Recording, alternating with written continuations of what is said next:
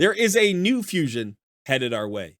But you know what? There's always a new fusion headed our way here in Raid Shadow Legends because we get 13 of these events every single year.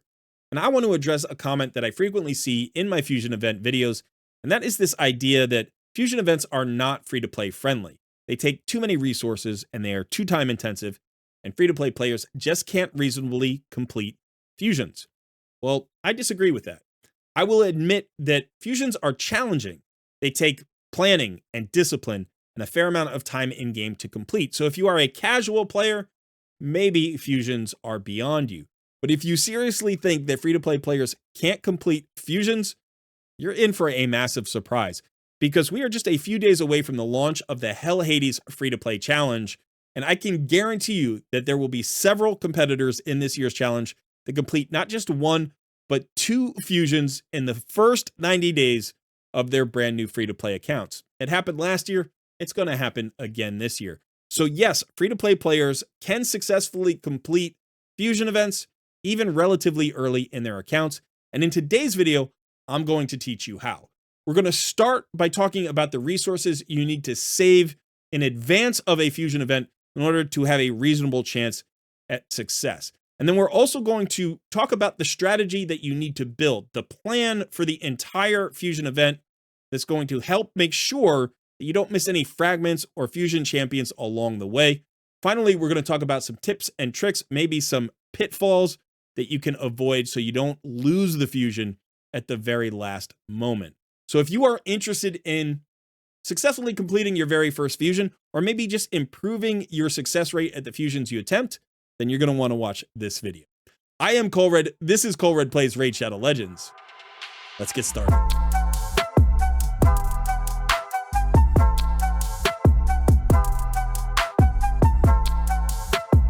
Just a quick reminder, I will be live streaming tomorrow, Tuesday, January 7th at 1 p.m. Eastern Standard Time.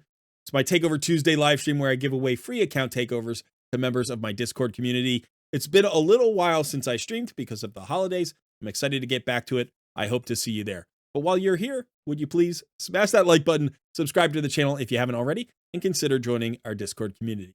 Thanks so much. Now let's get back to your video. The first thing you need to know is there are 3 forms of fusion events. This is what's called a classic fusion. This is the oldest form of a fusion event. This one was for score at half spawn a few months ago. And in it, when you do tournaments and events, you get rewarded with a copy of a rare champion.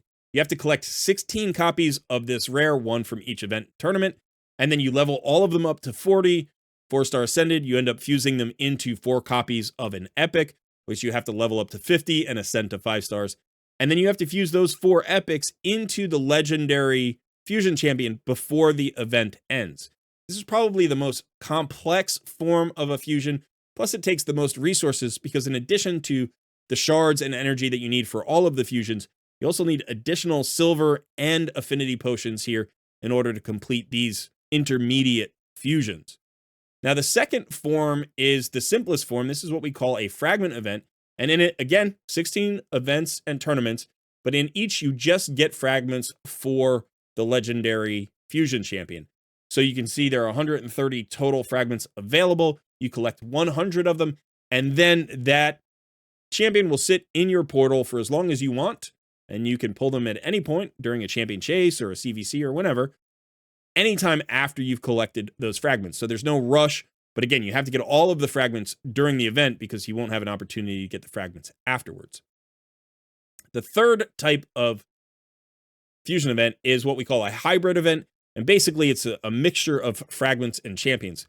So in this case, again, 16 events, you are collecting fragments for the epic, and then you're fusing the, summoning the epic and then leveling them up and fusing them into the legendary again before the fusion event ends. But sometimes if you are a newer player or if you don't have all of the resources to go for the legendary, or you just don't like the legendary, you can go for what we call a consolation prize, which in this case would be going for an epic here, Slixus Stripehide. You could also do that in a classic fusion event, but there is no consolation prize for a fragment event, right? You either get the legendary or you don't. This is the fusion event calendar for Lady Noelle. She was the most recent fusion. We're going to use it as a model to talk about resources. Now, as you can see, every calendar has 16 events on it. but there's always a way to get an additional champion or additional fragments in this calendar. So right now it looks like there's this extra summon rush, but it's not an extra summon rush. It's this same summon rush as the one up here. But all of these rewards are the rare champions. And this summon rush has a second reward, which is the epic champion. So it looks like there are 17 events, but they're really only 16. However, this summon rush is broken into two parts. The first part gets you a rare. The second part gets you an epic. And that's important. You always want to identify either where the extra champion is or where the extra fragments are if it's a fragment or hybrid fusion event. And that's going to help you determine where to invest your resources. So what we want to do here is we want to talk about each of the types of events and tournaments that you're likely to see. And almost all the fusions will have the exact same mix of 16 events and tournaments. Sometimes it'll be changed slightly, and that may depend on where the extra champions or fragments are coming from. But the things that won't be changed are you will always get a copy or one version, whatever you want to call it, one event that is a dungeon tournament of each type. You'll get a Fire Knight tournament, Spider tournament, an Ice Golem tournament, and a Dragon tournament. Not necessarily in this order, but you'll always get one of each of the dungeons. In addition, you will have Dungeon Divers events. So these also reward points for going in and getting artifacts, basically. And you can see there are 2 of these in this case. Sometimes you'll have 3 of them. Sometimes you'll have 2 of them. But you'll always have one of each dungeon tournament.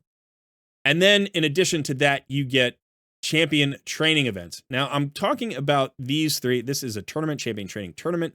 And in this case, we've got 3. Again, you could get 2 or 3 of these. The reason I'm talking about these 3 things is because we want to do all of these together as much as possible. There are 3 resources we're primarily saving and then spending during a fusion event. The first one is energy. This is going to be the most important one. The second one is shards. This is also extremely important. You can't get away from spending shards. You have to spend shards during a fusion event. You used to be able to avoid it. You can no longer avoid it. And then the third is silver. So we have energy, shards, and silver. Now for a champion training event, we could spend brews. We could do all of this in the tavern. So you do want to keep that in mind. In fact, you want to do as much of this in the tavern as possible. Also, if you can train up chickens in between fusion events. So in your sparring pit or while you're doing campaign every day or whatever it is, if you've created chickens, you want to hold on to them. Hold on to champions at 20. Hold on to them at 30, right? And then convert them like from level 30 into a 4-star level 1 champion. You're going to get points during champion training. So a lot of this is variable, and you have to determine how much of this champion training event is going to happen with energy and like campaign, and how much of it is going to happen with brews, and how much of it is going to happen just by leveling up the chickens that you've built at other times. So that's what I can't tell you. You have to determine that on your own, but be aware that you do have to complete these champion training events. Now, the way the tournaments work is that each of those takes roughly 2,000 energy if you are farming stage 20, which is the most efficient place to farm. And most of these will typically line up with Dungeon Divers.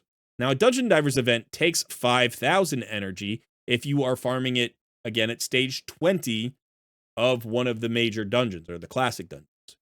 However, if you use the 2,000 energy for the Fire Knight during the same time as the Dungeon Divers, all of that energy investment basically is free. Because you have to spend 5,000 energy in the Dungeon Divers event anyway. The 2,000 that you spent in the Fire Knight that goes to the Fire Knight tournament is an extra. It's within that 5K.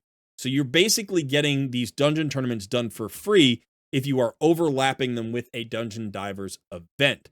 So if you did Fire Knight here during the first day, you basically wasted all that energy. You don't want to do it there. You want to do it during a Dungeon Divers event. And so the first thing you do is look to overlap all of your tournaments with Dungeon Divers events if you can. You can see this Spider tournament could go into Dungeon Divers event 1, or it could come down here and go into Dungeon Divers event 2. But you don't want to spend energy in the middle. That doesn't make any sense. So if I put 2K here, again, that's free 2K, goes into the 5K for the Dungeon Divers event. And I want to do this in every single event. So if I can embed 100% of my dungeon tournament energy into Dungeon Divers event, you can see this 2K goes into this 5K here. So that's free. And then this dragon tournament, unfortunately, this dragon tournament is extra, right? That can't go into a Dungeon Divers event. But typically you can embed 100%. And if you can, that means you have 3 Dungeon Divers event at 5,000 energy each. And so the minimum amount of energy you would ever spend on a tournament would be 15,000 energy. 5 times 3. Now, from there, it goes up. If you use energy for champion training, or if you have a situation like this dragon tournament, which is not embedded in a Dungeon Divers, you can go up from there. The maximum it might ever be would probably be somewhere around 21 or 22,000 energy if it was relatively inefficient and you were doing a lot of champion training in campaign. You might go up to 22,000 energy. You don't have to save this energy ahead of time. Remember that on average, you get about 1,000 energy per day. So this is a 16-day event, well, 15-day event. This day doesn't count, 15-day event. And so you're getting 15,000 energy just through the passive regeneration and your daily quests and your advanced quests and the normal sources of energy. You get 1,000 energy a day for free. So you can literally do this entire thing if you're super efficient without saving any energy or spending any gems on energy. Now, sometimes it doesn't come exactly when you need it. So if I need to complete 2 back-to-back dungeon tournaments, I might have to dip into my gems a little bit. But as you can see from an energy standpoint, it's relatively easy to achieve the energy you need for a fusion event. A little bit of saving, save your refills in your mailbox. If you have, 10 or 15 refills there, that's going to be helpful. And then you might have to spend a few hundred gems, maybe 400 to 800 gems on energy. That should be enough. It really should take less than 1,000 gems and less than 20 refills if you are smart with your energy. Now, let's talk about silver. Silver basically goes into one place for the most part. It goes into artifact enhancement. Each of these takes about 20 million silver, and there are typically 3 artifact enhancements. So 20 million here, and then here's the third one. Sometimes there aren't. Sometimes there are only 2, but typically there are 3. So you're talking about 60 million silver. And then in addition, if you do a lot of champion training in your tavern, it's going to cost money to do that, right? Especially if you have to train a lot of champions up or convert a lot of chicken. So this is going to be a minimum of 60 million silver, and it might go as high as, say, something around 70 million. 70 million might be high. It might only be like 65 million. But again, you don't have to generate all of this silver ahead of time. What I have found is that during a typical calendar, if I am doing all of the dungeon events, I'm generating about 40 million in silver. If I'm doing a lot of champion training in tournament, I might generate all 60 million within this calendar. And that is not even using like gear cleanses or forging or buying, silver in the clan shop or anything like that. So in a lot of cases, what I recommend is starting with somewhere between 15 and 25 million silver at the start.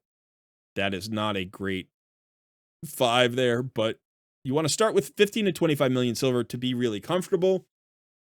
But I've done fusions starting with as little as 3 to 5 million silver. It's harder, but if you have, a lot of forged materials, you can get a lot of silver there. If you overspend energy, like if you have extra energy or extra gems, you can just run more spiders tournament, right? When I'm doing this Dungeon Divers, I can just put, a bunch of extra energy into this spider tournament, maybe do another 3 to 5K here. And that's going to generate a lot more silver as well. It's less energy efficient, but it'll get me my silver. So if you currently have 50 million silver at the start of a fusion, you're probably just fine. But if you want to be really safe, I would say 25 million, even 30 million would make it really easy in terms of silver. So now we have to talk about shards. There are always 2 shard events for every tournament. You're going to have a summon rush and you're going to have a champion chase. I think one time we had a hero's path, which was like a mix of a champion chase or something, but typically you're going to have a champion chase and a summon rush. Now, these always happen over the weekend. So one of these Fridays will start a 2 times shard event. I don't know which one it'll be for any given fusion, but you should know ahead of time which one is a 2 times weekend. Now, if you have a 2 times weekend during a champion chase, that's better. Because here you get points for the champions that you receive, not the shards that you pull.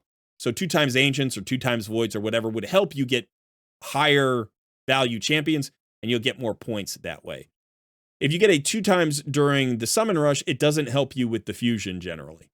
It just doesn't, but you'll still be able to pull during a 2 times event, which is nice. So that's extra value, but it's not going to help you complete the fusion.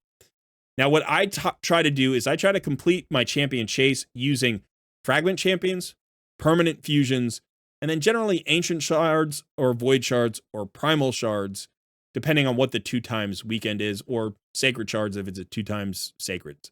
So if that has a 2 times. If it's not a 2 times event, I always pull sacred shards. And for the champion chase tournament, what's going to happen is there will be, in this particular case, just the 1 rare. So this is usually going to be between 5 and 6 sacred shards, or the equivalent in other shards. That's usually what you have to do to get this champion or these fragments. Now, if it's a fragment event, usually there'll be 2 batches, and sometimes it'll take 5 just to get that first batch, and then another 5 or 6 to get the second batch of fragments. So it could be up to 11. But again, you'll have to kind of look at each event ahead of time. I do a no-fail fusion plan event for every fusion event. You can always come watch those videos, and I'll talk about all those considerations at the beginning. Now, as far as the summon rush is concerned, this first one is going to take 5 sacreds, and then the second one down here, which is the second batch, is going to take an additional 6 sacreds usually, or sometimes it's the other way around. The first batch might be 6, and the second batch might be an additional 5. So this is going to be 11 sacreds worth of shard pulls. Now, you don't need the epic. You don't need the epic. So if you were just going to go down and do the minimum in terms of shards, you would probably need 5 sacreds, and then somewhere in the vicinity of like 70 ancients, or the equivalent if it's not a 2 times event. If it is a 2 times event, it'll be fewer. Remember, again, get as many points as you can out of permanent fusions and fragment champions, and even champions you pull from campaign or login reward champions, any of those that you can get during a champion chase, reduce your need for shards. As far as a summon rush, you always have to pull shards, and I like pulling sacred shards. Again, one of the things that I think about is that these shards are an investment in a guaranteed champion. Lady Noelle is a great champion. I want her. It's going to take me 6 sacred shards to not only get the 6 champions I pull from shards, but her. That's a great return on investment. It's like a guaranteed champion event. It just takes 15 days to complete, so you have to be a little bit more patient. So as you can see here, I know this is a bit of a mess, but we're talking about 15 to 20,000 energy roughly. Usually it's closer to like 16 or 17,000 energy. Roughly 6 sacred shards, or plus 70 ancient shards, or the equivalent. You can use mystery shards, by the way. This is why players save mystery shards. Sometimes I've completed, fusions pulling like 2,000 mystery shards for a summon rush or for a champion chase. Sometimes you have to do it. And then silver, again, if you're starting with 15 million, you're probably safe, but you can do it with less. Just realize you're going to need probably somewhere in the vicinity of 60 million plus for the entirety of this fusion event. So, can you complete it as free to play? Yes, I can generate all of this. I generate probably somewhere in the vicinity of a dozen sacred shards a month. So just sacred shards are enough for me to complete a fusion every month. But I also have all of the other shards and other sources of champion chase points that I can use. Silver is generally not a problem if I'm not overspending. I just don't want to spend in advance of a fusion event, so I'll save for a week. If I save for a week, I can usually get 20, 25 million in a week, or I might do a gear cleanse, or I might forge for some extra silver during a CVC, and then just pocket that and hold on to it and not spend it in advance of the fusion event. And as far as energy is concerned, you really don't need to save much energy at all, but it's always helpful to have maybe 500 to 1,000 gems in reserve for extra energy. And again, 10 to 20 refills in your mailbox, which you can do just from the daily logins. Every other day you get a free refill. So if you just save those for a few weeks, right, you get 3 to 4 a week. If you just save those for a few weeks, you'll have 12 or 15 of them, and you'll absolutely have enough to complete a fusion. So this is what you need to do, and you can do it free to play. You can absolutely do it free to play. It helps to be farming Ultra Nightmare Clan Boss and Nightmare Clan Boss in terms of shard generation. But if you're not there yet, just start saving an extra 2 or 3 weeks in advance, right? Sometimes, rather than saying, oh, I'm going after every fusion, or I'm going to start saving for this next fusion that starts in 4 days, start saving for a fusion somewhere in the next 2 to 3 months. As a newer player, if you could complete, say, 4 fusions in your first year, that's awesome. You've done a good job, and you're going to target, hopefully, 4 really good champions that are going to add a lot of value to your roster. So don't just go for any fusion. Make sure you pass on the weak ones so that you have the resources to go for the really strong ones. Okay, that is it for me today. Let me know in the comments below, is this going to help you out? Was this informative, or is it too much chicken scratch? Okay, thanks for hanging out. I have been Colred. I'll see you in another video soon.